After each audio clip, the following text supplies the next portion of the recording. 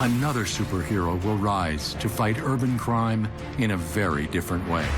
He is the darkest anti-hero yet, the Punisher, created by Marvel writer Jerry Conway. Frank Castle, the Punisher, was a guy who was a Vietnam vet, had a wife and children, had the misfortune of being in Central Park when a mafia meetup went bad, and in the resulting crossfire, his family is killed.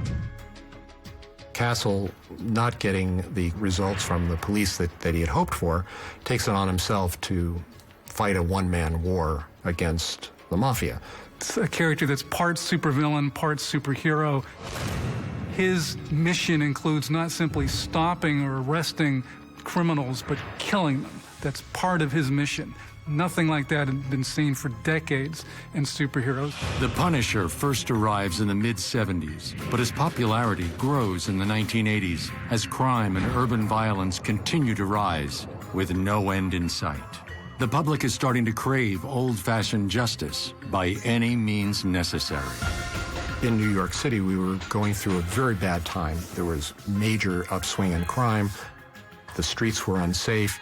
You had guys like Bernie Goetz in New York City who were taking matters into their own hands because they were just tired of being pushed around by muggers and crooks.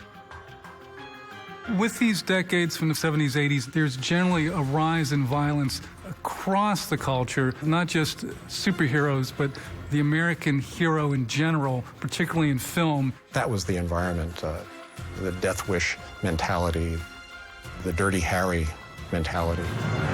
You've got to ask yourself one question. Do I feel lucky? Well, do you, punk? Characters like the Punisher were not straightforward superheroes. Their mission wasn't quite selfless.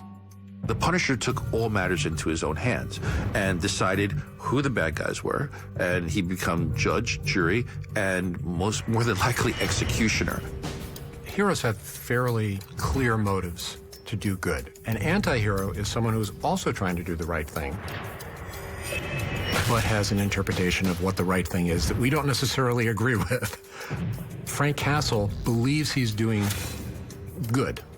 Society does not agree with him about his actions, and that makes him a character in conflict with society.